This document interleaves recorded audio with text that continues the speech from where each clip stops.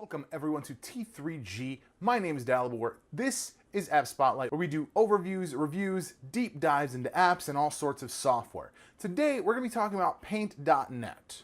Coming up. Come on.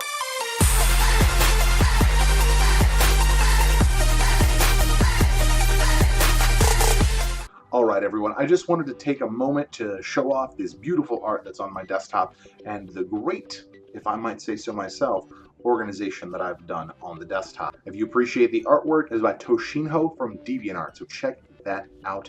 It's right here. This right here.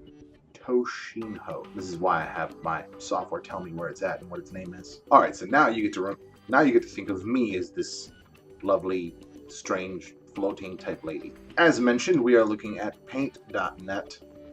Again, another Photoshop alternative. It's Paint from Microsoft. Plus, it's a lot of things, honestly. There's a lot going on with this one. And as always, I'm going to knock out the thumbnail for this video, and then we're going to talk about my experience with it.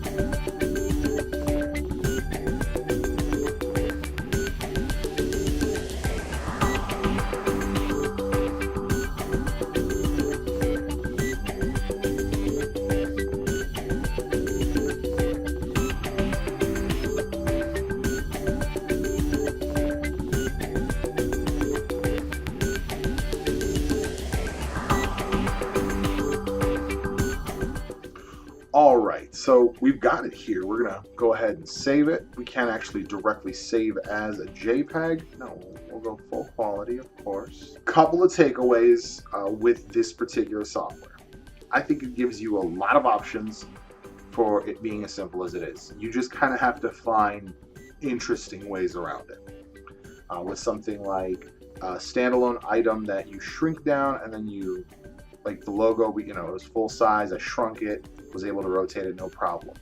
This text, the apps text, that was a pain because I had to actually set it on a separate layer because the text is not automatically treated as a new layer. I have to think about it and remember that it has to be a new layer, and if it is a new layer, then I kind of have to literally kind of shift a whole layer around to try to get the rotation right. So that was a little annoying.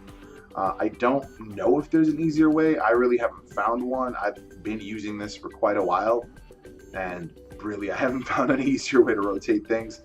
The biggest thing for me here is that the actual layering. You have to create a new layer for every single thing, otherwise it just keeps stacking onto the same layer, and that can get messy real quick. For the most part, it has a lot of the tools that you would use in Photoshop. It also is missing some key elements that are available in Photoshop. The option to change the text after you've typed it, so it kind of falls back to the same concept as a lot of this is planning ahead. Like, what am I going to do? What do I need for that? How many layers do I need to create ahead of time so I can do those things on the fly? And then, of course, remembering all that and keeping it all straight, it can get messy. I think it's good software for being free and kind of free without any kind of exceptions or tricks. I think it's really, really well featured, and I think pretty much everyone should have this. If you don't need high-end features, if you just need to make some graphics, maybe make a banner or a poster or whatever, I think this is pretty solid, honestly. That's going to be it for this one. Thank you very much for watching. Make sure you guys check out